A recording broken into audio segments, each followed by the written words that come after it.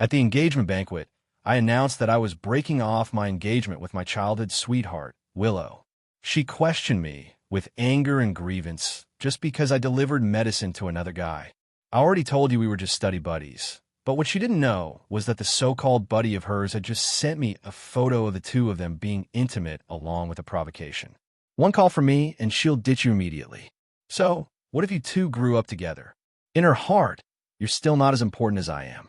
I showed her the photo, and Willow snapped back furiously. Makoto is more hardworking than you, more ambitious than you. You can't even get into graduate school right now. So what are you so proud of? But later, the two of them both failed the entrance exam, while I, under their stunned gazes, was recommended directly for admission to Capital University. I smiled. Only losers measure their worth by how much they weigh in a woman's heart. Chapter 1. Maybe I was simply too familiar with Willow. From the very first second of our date, I realized something was off about her. She was absent-minded and restless. She even picked up the wrong side of the chopsticks while eating. Most importantly, her eyes drifted to her phone once every 3 minutes. I asked her, "Who is it that study partner you prepared for the exam with?" She frowned slightly, looked at me, then put her phone away. She said, I got a difficult problem I want to ask him about. Let me see your phone." I reached out my hand. She clearly hadn't expected me to be this direct. The smile she just forced out froze instantly. "You've checked it before." I simply held out my hand, not responding to her comment. My attitude was obvious. "Come on, George. He's just my study partner. Talking every day is normal, isn't it? You're overreacting. Willow and I grew up together. We've accompanied each other for 20 years. She rarely questioned me with such irritation on her face. My heart clenched sharply. I thought I probably guessed right. Perhaps to prove her innocence, Willow placed the phone on the table anyway. Coincidentally, a message popped up. "Whatever. Him looking for you affects your studies, not mine. This afternoon at 2 p.m. If I don't see you in the library, we cut contact." 2 o'clock. We had just finished eating, and it was already 1:30. Expressionless, I looked at Willow, frantically pressing the power button. "So, the movie later, are we still going?" Chapter 2. It's true. Before I had read the chat history between Willow and that study partner of hers, his name was Makoto, Willow added a little sun emoji to her remark. Clearly, she had put thought into it. I made no comment about this little hint of affection among the countless lines of messages. I skimmed through them in front of Willow. When they first met, Makoto asked, "Your WeChat wallpaper is you and your boyfriend. Then maybe we shouldn't be study partners." She replied, "We're just talking about studying. What's the problem?" He sent back a laughing sticker. Fair enough. From then on, they saved seats for each other, brought each other meals, and read further. When I saw the string of short and long voice messages, my heart jolted violently. They even called each other to wake up in the mornings. Willow said she was too busy studying and that she hadn't replied to my good morning and good night messages in a long time. Turns out those sleepy, intimate, early morning murmurs were being given to someone else. This kind of nearly crossing the line relationship made my breathing tighten. Yet Willow, sitting beside me, looked completely calm, as if in her mind, as long as she behaved confidently enough, everything would seem justified. She fooled herself and thought she could fool me too. When I handed her phone back, I was smiling. She leaned in gently and held onto my arm. "I told you I'd keep clear boundaries, so do you feel relieved now?"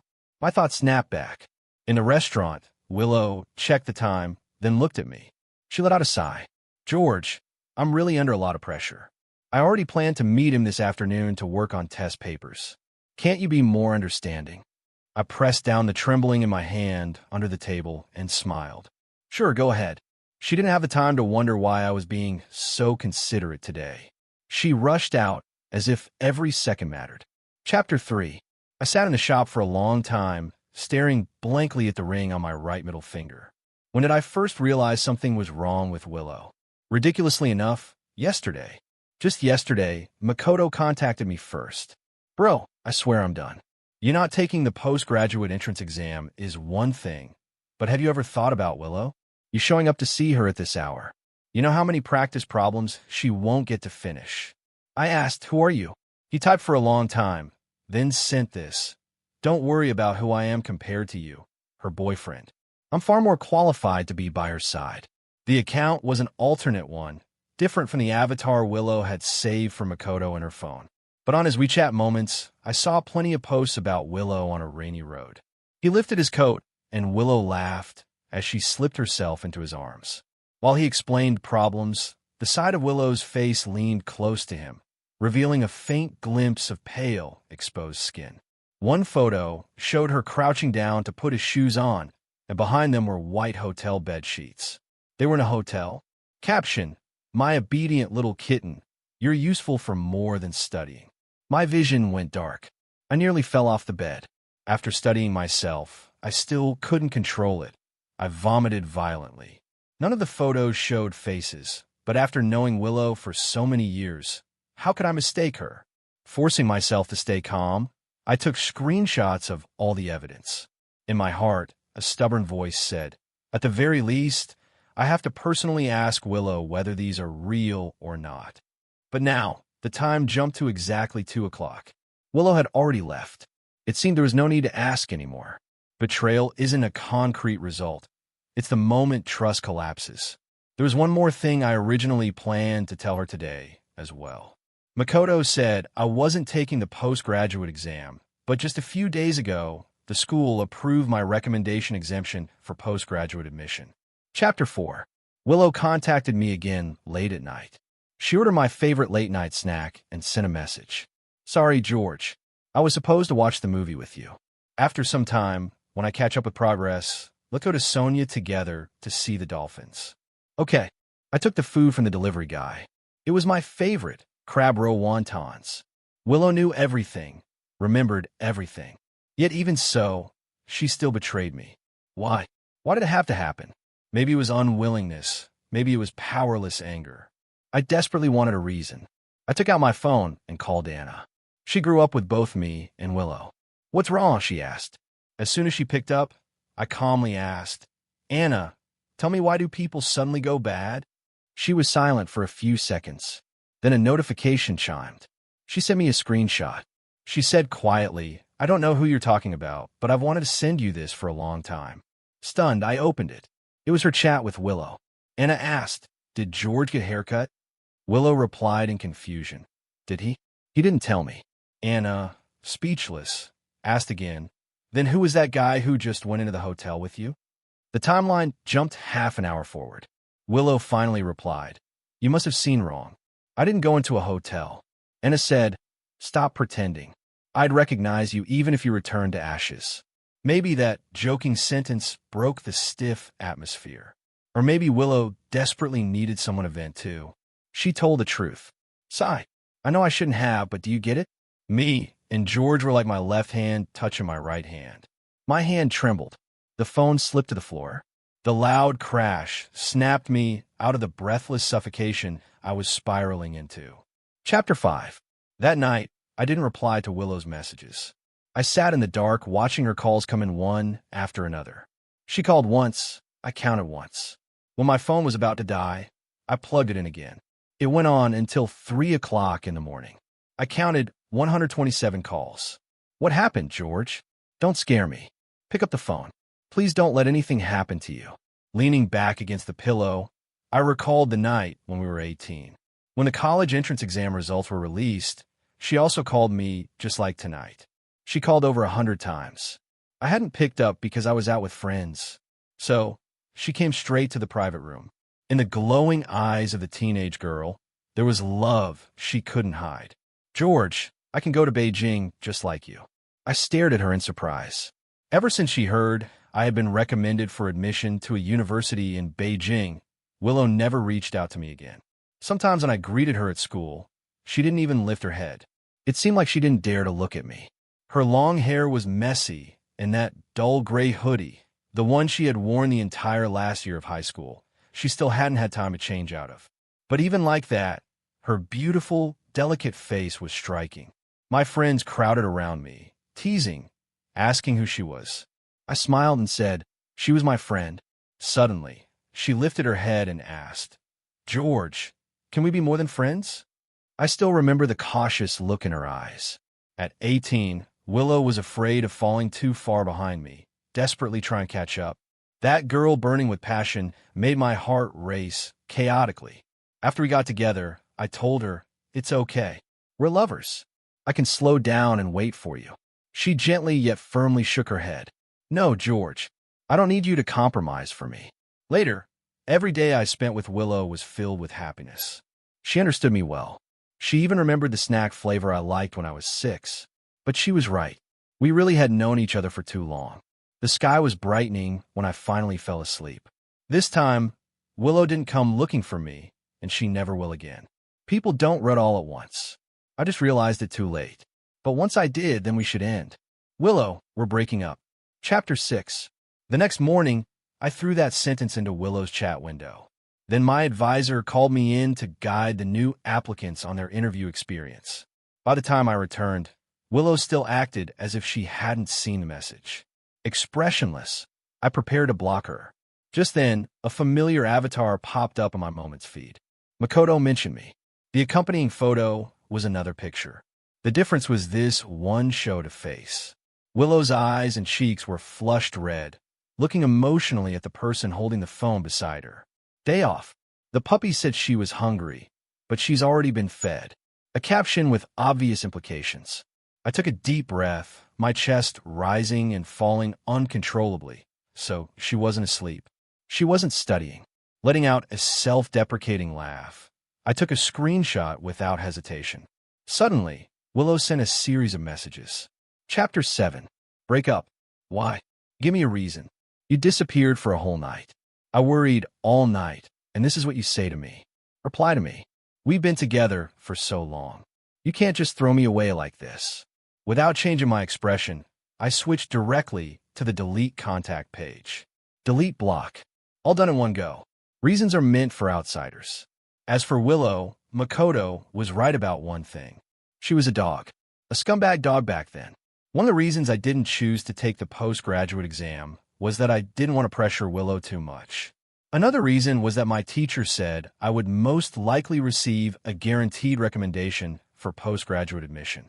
I hadn't told Willow the latter yet. I didn't have much time to grieve. I needed to throw myself fully into my studies, but things rarely go as planned. Willow found every possible way to call me dozens of times using unfamiliar numbers. My phone battery was nearly drained. I had no choice but to answer. The moment I picked up, Willow's suppressed sobbing voice came through.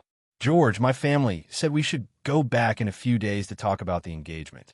I know you said you wanted to break up out of anger. I haven't spent enough time with you lately. That's my fault. Can you be more considerate?" My family and Willow's family had been close for generations. In the 1990s, our parents went to Shenzhen together to make a living. Two small families supporting each other through hardship.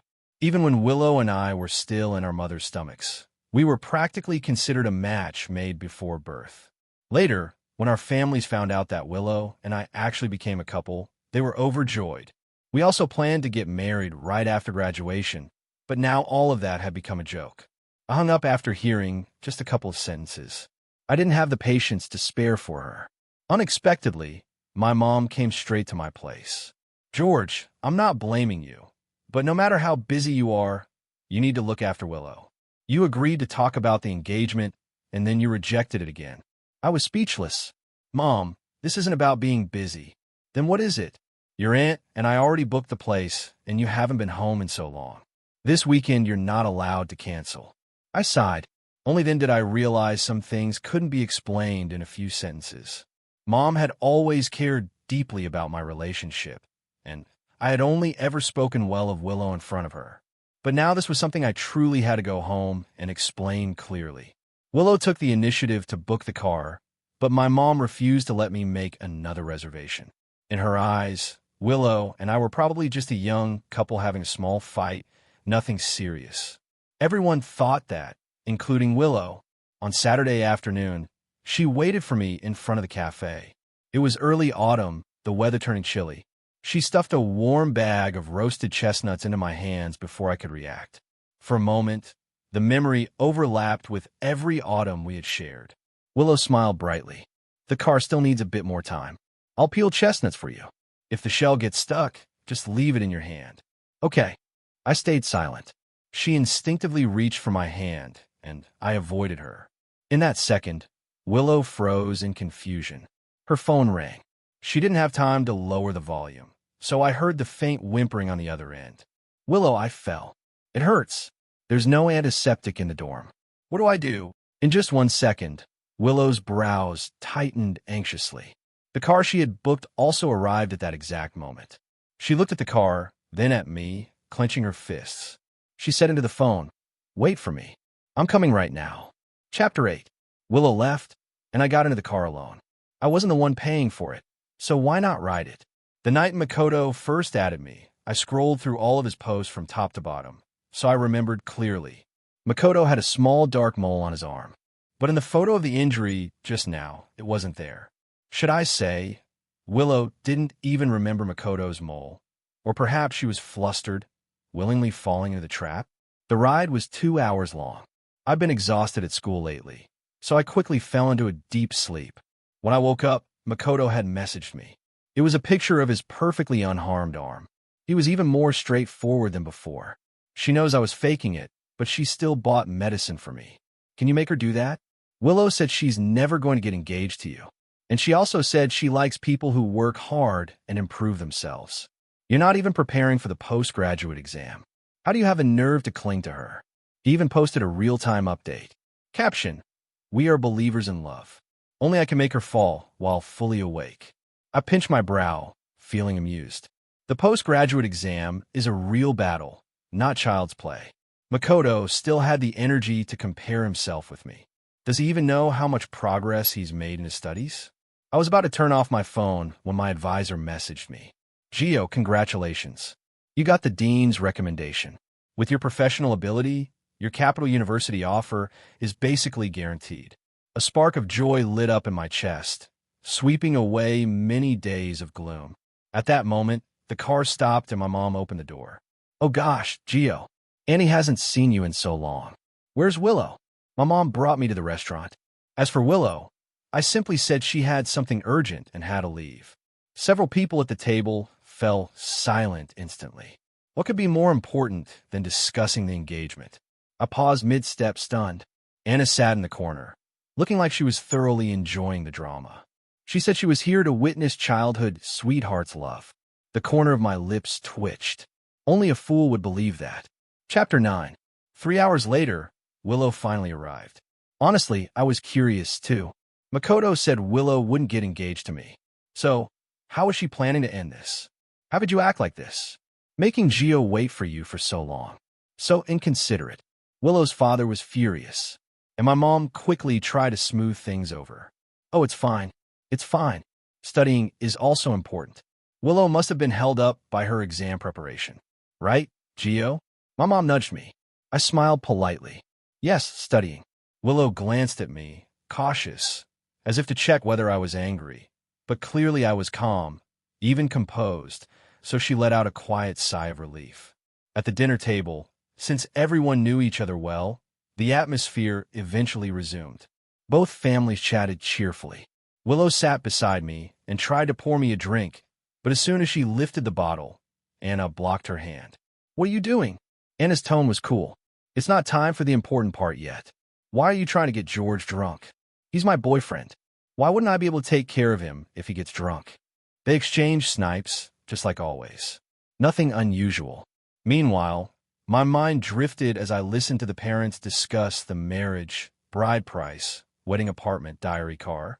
Every detail was arranged flawlessly. But to me, it all sounded like an empty, distant dream. Naturally, the topic eventually came to the two of us. "Willow, George, what do you think about the wedding date?" Willow straightened up, smiling shyly. After graduation, the sooner the better, I guess. She did not refuse the engagement, unlike what Makoto had claimed. Several pairs of eyes turned toward me, waiting for my answer. I looked at Willow. She chose someone else over me. She did something she should feel guilty about. Yet, she still assumed I would marry her, didn't she? She thought I would always stand still and wait for her. Well, it's true. A bond of 20 years. Who could throw that away easily? I could. I pushed aside the glass in front of me, looked away, and said, "We're not getting married." Except for Anna. Everyone's jaws dropped. "What are you talking about? I know you and Willow have been having issues lately, but we're discussing something important. Don't throw a childish tantrum." My mom tried to smooth things over, saying maybe we should discuss another time, but I firmly cut her off. No need to discuss anything. Willow and I no longer have a future. The moment my words landed, Willow shot up from her seat. Anger and grievance flooded her eyes. She pulled me away and dragged me outside. Her grip on my arm was painfully tight, and she spoke each word like she was interrogating me. "George, enough. You're acting like this just because I went to see Makoto today, aren't you? He's just stressed from the exam. He threw a tantrum. I'm going to marry you. What's the big deal if you give him some slack?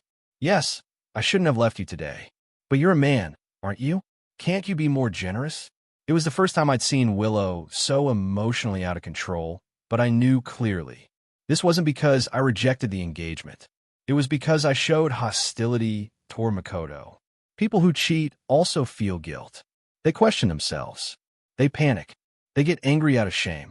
Willow was trying to emotionally corner me in the argument, using my supposed mistakes to justify her emotional affair. But I had no intention of fighting with her. I pried her hand off. At that moment, the adults hurried out from the banquet hall. I lifted my phone, opening the chat with Makoto for everyone to see. I can give everyone a reason. I'm not throwing a tantrum. In fact, I don't find him worth wasting any emotion on. Turning toward Willow, I met her panicked, unsettled eyes and smiled. "So this is your study partner, studying together. Does that include studying in bed?" Empathy. Who are you empathizing with? Some people can't empathize with their own boyfriend, yet they go for empathy. This empathy that comes with the Homewrecker Chapter 11. I tapped into Makoto's moments and unexpectedly found that he had just deleted me. But that didn't matter. I still had plenty of backups saved in my album. These so-called proofs of their love, which they were so proud of, became humiliating evidence once exposed, leaving Willow flustered and helpless. "Willow, what is going on with you?" Willow's mother was trembling with anger, pointing at her as she questioned her harshly. My mom stepped in front of me protectively, her eyes turning red faster than mine. She had truly believed her son had found someone he could spend his life with. Willow's father raised his hand and slapped her across the face. Willow didn't dodge. The slap landed solidly, turning her head to the side and splitting the corner of her lip. "Apologize to George." I waved my hand. "Forget it. No need. Just make things clear." I had only one thought. From now on, I never wanted to have any connection with Willow again. An apology is an opportunity for the guilty to ease their conscience. I didn't need Willow's apology, but she opened her mouth anyway. "I'm sorry, George. I did something wrong." Unexpectedly, Willow didn't try to explain at all. She actually apologized directly. Her lips were pressed tight, and she stood stiffly in place. When our eyes met, I couldn't read the emotion in hers. She wiped the blood from her lip, lowered her gaze, and her voice softened. "Can we talk? Just the two of us." My mom stepped in front of me immediately. "Talk about what?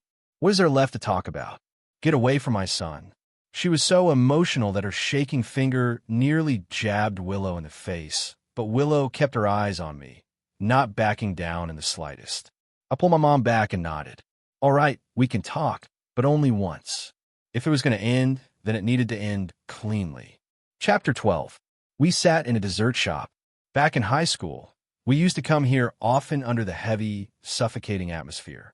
Willow still ordered a vanilla sundae for me, just like she always did.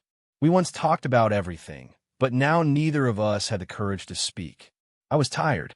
Ever since I found out Willow cheated, every time I faced her, it felt like I was torturing myself. I sighed, stood up, and said, "My mom's still waiting for me to go back and keep her company. Let's not waste time here." "Wait." Her voice was shaky. When I looked closely, I realized her eyes were red, too. "I'm sorry. If sorry is all you have to say, then I'm leaving. Don't break up with me, please." Her tone was sincere, carefully watching my expression. It reminded me of many years ago when she asked if she could be with me, just as cautiously. It made me want to throw up. I said, "Willow, you didn't eat anything just now." Right. You don't feel disgusted saying that. Not breaking up. What exactly do you want? One woman serving two husbands. I'm the useless husband, and Makoto is your secret lover. Is that it? You're really playing quite wild. I couldn't suppress the turmoil inside me. Even the end of my sentence trembled. I knew Willow was someone with a strong sense of pride, and I had just torn apart the last layer of dignity between us. Willow froze for a few seconds, then suddenly lowered her head and laughed, clenching her teeth. She said each word slowly. I did do something wrong, but when you say things like that, do you have any respect for me? George, do you think I'm still 17? Do you think I'll spend my whole life being at your mercy, chasing after you? Her anger spilled out. Her fingers turned white, gripping the rim of her cup. I was stunned. So, this was what she had been thinking. Once in Willow's eyes, I was bright and unreachable. I made her feel inferior, made her feel she had to chase me desperately to be worthy of me. All these years, she kept count of every wound, every grievance. The love I believed to be flawless had already rotted full of holes long ago. Willow sneered. Since there's no going back for us, I'll just say it. Makoto works harder than you. He has ambition. You can't even qualify for graduate school now. I don't know what you're so proud of. Chapter 13. Actually, I had never understood one thing. Since Willow already liked someone else, why didn't she just be straightforward and break up with me? Now I finally saw it clearly. Willow was someone who worshipped strength. She liked men who were driven and ambitious. Her last sentence carried heavy mockery. Even though my heart twisted in pain, I still realized that what she said was a reason she made up for herself. Whether from her standards in choosing a partner or from the perspective of our long relationship, I was her best option. Makoto was nothing more than a momentary infatuation. He might indeed be driven and hardworking, but Willow forgot. Truly ambitious men would never let themselves sink into an inappropriate relationship. Willow and I had known each other for 20 years and loved each other for 4. And now things have fallen apart in such an ugly way. Does it hurt?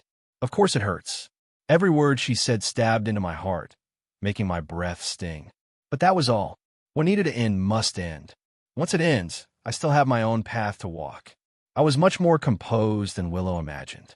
I simply curled my lips slightly and said, if you really want to talk about graduate school, actually I graduate school, please. You're doing a cosplay of someone preparing for exams. A cold voice suddenly cut me off. I turned around and saw Anna leaning against the doorway. Willow's expression froze instantly. What the hell is that supposed to mean? Anna walked over and raised her eyebrows. Exactly what it sounds like. Hard to understand. Willow snapped back. This is between the two of us. Who asked you to interfere? Anna shot back. The two of you and the guy you cheated with. He's not a person. Willow completely exploded, slamming the table hard, eyes narrowed. Anna glanced at me, her gaze steady and assessing as if checking my reaction. Then she ignored Willow entirely, grabbed my wrist, and pulled me out of the shop. Chapter 14. Anna said she came under my mom's orders to bring me back. I rubbed my forehead helplessly. You didn't have to step in for me. I wasn't losing the argument. She responded lightly. Sure, I knew it. You always find a way to handle everything. Then she added, if you need me, just call anytime. The car had arrived downstairs. Anna and I had been neighbors since childhood, so we waved goodbye like always. But this time, she stood motionless under the street lamp below my building until the light in my bedroom turned on, and I leaned out the window to look at her. Only then did she finally walk away. I faintly felt something was different, but I didn't think too much about it. The next day, Willow's parents came to my home to apologize on her behalf. They had always taken good care of me. Seeing two elders, both nearing 50, apologizing with such heartache, even I couldn't help feeling a bit soft. Gio Willow just lost her mind for a moment. You two have always been so good together. Just this once, her forgiveness is off the table. I cut them off decisively. Feeling soft is one thing. Compromising my principles is another. Seeing how firm I was, they eventually fell silent. I spent 2 good days at home keeping my parents company and, in the meantime, cleared out everything in the house related to Willow. While I returned to school, I suddenly saw a familiar figure at the gate. It was Willow. She came closer, holding back anger as she questioned me. Was it you? I was baffled. What? She stared at my face, curling her lips with a mocking edge. No need to pretend. Besides you, who else is so desperate to get revenge on Makoto? I thought you were really that indifferent. Is it that hard to admit you care? I was so speechless my mouth twitched. Please don't act insane at the school gate. Thanks. I walked around her, trying to leave, but she blocked me again. Say it. You dare say you weren't the one who exposed Makoto's WeChat posts on the campus message board. Chapter 15. I slowly turned my head. So that was it. I was wondering why Makoto deleted me. Someone had recognized Willow in his alternate account's photos, and her previous wallpaper had been me. The whole mess, a scumbag and a shameless woman, was exposed in full view. That enthusiastic student collected their deeds, made a full slideshow presentation, and threw it straight onto the campus message board. The whole campus exploded. Makoto deleted his alternate account overnight. If Willow weren't standing right in front of me, I would have applauded, but I couldn't hold back. I laughed out loud then. Sure, take it as if it was me. I don't mind. Besides, he posted everything publicly. Isn't that exactly what he wanted? Attention. What? One slideshow wasn't satisfying enough? If watching you two embarrass yourselves counts as caring, then how could it not count? She pointed at me angrily. George, you. I stopped smiling, pushed her hand aside, and walked straight toward the school gate, leaving Willow standing there, furious and helpless. It was a good show, but I didn't have the time to enjoy it. There was still a lot to do for my postgraduate recommendation. I quickly sorted out the chaos of the past few days and dived headfirst back into my studies. For weeks, I went back and forth between my dorm and the library nonstop. Time passed, and the most important moment finally arrived. Mid-September, waiting for the admission notice, I sat in front of my computer the whole day, excited and anxious until ding. A new message appeared on my official academic portal. Peking University welcomes you. You have met the admission requirements for our EMS program and have been granted admission. I shot up from my chair. My heart was pounding wildly. Even though I knew this result was practically certain, the joy still hit me so hard it made my head spin. I was about to study at the university I had dreamed of for so many years. After that, I collapsed back into my chair. All the tension and pressure finally melted away at that moment. Staring at the ceiling, I felt an unprecedented sense of relief. Everything was moving in the direction I had always hoped for. Chapter 16. After that, I went on a graduation trip with my friends. We visited many places. I hadn't thought about Willow for a long time until later when news of my guaranteed admission reached her. It was the second day of the postgraduate exams. Actually, my mom had been proudly spreading the news everywhere. But to avoid affecting Willow's exam performance, her parents had kept it strictly hidden from her. So, in such a completely unprepared moment, Willow suddenly showed up at my door. After months without seeing her, she looked utterly exhausted. Her eyes were bloodshot, and the once lively, pretty face had lost all radiance. Only when she saw me did a faint spark of light appear in her eyes. George! She tried to grab my wrist, but I dodged, crossing my arms. I glanced back into the house. My parents were still taking their afternoon nap, so I pulled Willow out onto the street for the sake of her parents. Speak quickly. Her eyes instantly reddened. Her voice strained. George, I didn't actually want to be with Makoto. Back then, I was under too much pressure. We weren't in the same school. We barely saw each other, and he just happened to appear. She couldn't finish. I finished it for her. You slept with him, but you still love me, right? She froze for several seconds. I let out a laugh of disbelief. Listen to yourself. Even you can't say that with a straight face. Willow pressed her lips tightly together, tears welling up. She wiped her face messily, lowering her gaze. I'm sorry. I'm sorry. I'm so sorry. By the end, she was only choking on her sobs. I simply watched her cry with a blank expression. Inside, there wasn't even the faintest ripple, just like an outsider watching a play whose ending was already known. When I grew tired of it, I turned to leave, but Willow grabbed me abruptly. I've already cut things off with Makoto. Give me one more chance. Please. I'm begging you. Please, George. I won't ever do it again. I stared at her for a moment, then suddenly smiled, showing my white teeth. Is that so funny? Because I heard you're pregnant. The child's Makoto's, right? What is it? He doesn't want to take responsibility. Chapter 17. In Willow's stunned gaze, I pulled her hand away, looked straight into her eyes, and said, Willow, this is the last time I'm saying this to you. We're over, and we've been over for a long time. Stop finding excuses for yourself. The moment you agreed to let Makoto get close to you, this relationship was already tainted. You allowed yourself to get carried away. It was your fault. Yet, you kept trying to pin problems on me. You said I was arrogant, but honestly, the one who thinks she's untouchable is you. Just like you told Anna, Willow, we really have known each other too long. Long enough that it felt like my left hand touching my right. But you're not the only one who gets tired. My love for you made you forget to look in the mirror. Morally, yes, I'm more decent than you. And emotionally, I'm not someone who can't live without you. From now on, we should never see each other again. I had always said Willow was a proud person. Originally, I wanted to leave her a shred of dignity. But honestly, there was no dignity left in our relationship. The pregnancy, that was something Anna told me. Ever since the campus message board incident, Makoto and Willow were attacked relentlessly by public opinion. They couldn't stay on campus, so they moved out. She and Makoto rented a place together, preparing for their exams in that little apartment. As for how their exam preparation went, well, just as Anna mocked earlier, they really did study something else. After telling me everything, Anna, usually carefree and laid back, suddenly sighed. I really don't know whether telling you all this will make you happy or sad. Back then, I had just received my admission letter, grinning from ear to ear.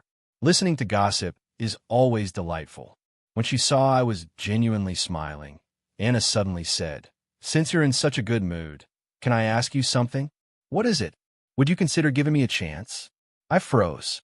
Then Anna quickly forced a playful smile. Just kidding. After a moment of silence, I said, Anna, did you consider your usual personality when you said that? You hardly ever joke.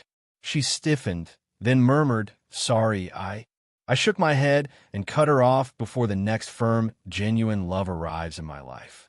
I won't consider dating anyone. The air was quiet for a long time before she softly replied, Okay, George. I also want to say this time it wasn't your fault. I nodded, understanding her meaning. She was afraid that being hurt by Willow would make me afraid of entering another relationship. I smiled calmly. Of course, it wasn't my fault. And besides, I don't need to date to live my life. Chapter 18. Willow didn't come looking for me again, not even after the new year, but through my parents. I heard a lot about what happened between her and Makoto. Makoto never intended to take the postgraduate exam seriously. He only pretended to study. Even before the results came out, he already knew he wouldn't pass. So he used the child in Willow's belly to threaten her, demanding she marry him immediately. He came to her house several times, harassing them so much that Willow's parents were overwhelmed. As for Willow, to a man whose entire being contradicted her standards in choosing a partner, she had long grown utterly disgusted. That was also why she came back to see me. In truth, she never loved Makoto, and she certainly didn't love me. From beginning to end, the only person Willow ever loved was herself. She liked the emotional value and psychological support that strong men gave her because those were beneficial to her, nothing more. Later, Makoto contacted me, too. His alternate account had somehow been revived again. The first message he sent was, I know you can help me reach Willow. Can you tell her to answer my calls? Out of sympathy for him being abandoned, I replied, Why bother contacting her? She's just a woman. Unexpectedly, he exploded. Quit pretending. Don't think you're great just because you got into grad school. Willow said before that she hates men like you. So controlling. You don't even understand what she really wants. Clearly, he was still hopelessly delusional. So, there was nothing more for me to say. On the day the exam results were released, a violent storm raged outside while I stayed curled up in my room playing games. Suddenly, my mom knocked on the door. Gio, I hate to tell you this, but Willow has been waiting downstairs for a long time. I pulled open the curtains and looked down. Willow, dressed in a thin, snow-white dress, was standing motionless in the pouring rain. "Gio, she insists she wants to see you." I closed the curtains, lay back on the sofa, and shouted, "Don't bother with her. She's insane." Chapter 19. Willow had the abortion, and she failed the postgraduate exam as well, just as I expected. Of course, Makoto failed too. Thinking back on all the arrogant, provoking things the two of them once said, all I feel now is amusement. During the days I waited at home for my admission letter, Willow still came looking for me often. Sometimes when I was reading in a cafe, she would choose a seat far, far away. Then she would play a song I liked. I didn't acknowledge her, and she wouldn't approach me either. We kept a silent mutual distance. Once our lives had countless intersecting points, but now we would only be two parallel lines looking at each other from afar. Occasionally, memories of the time we once spent together would slip into my dreams. So dreamlike, yet so real. People who once loved each other are always hard to forget. But time objectively moves on. No matter how deeply she hurt me, I'm grateful that I have a heart strong enough to withstand it. When school started, I packed my bags and went to Beijing. Willow had no way to stay in Beijing anymore. She couldn't survive there. And by my side, she no longer existed. In my daily routine, I rushed between the lab and endless revisions of my papers. So overwhelmed, I sometimes wanted to bang my head into a wall. I also met many new people. One day, when I walked out of the lab, I suddenly saw someone holding an umbrella and cradling a takeout box while waiting for me. My instinctive reaction was to dodge, but she stepped forward quickly and caught me before I stumbled. My eyes widened. "Anna." She fumbled and pulled out a piece of chocolate, gripping it nervously. "What's wrong?" "Low blood sugar." I looked down. "Vanilla flavored." "How did you know I like this flavor?" "Oh, just random." Anna said her company, which hired her through campus recruitment, had opened a branch in Beijing, and she had been transferred here.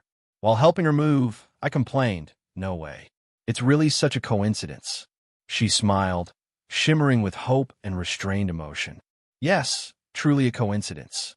Seeing her, for a brief second, a faint shadow of Willow crossed my mind. But the truth was our lives would never intersect.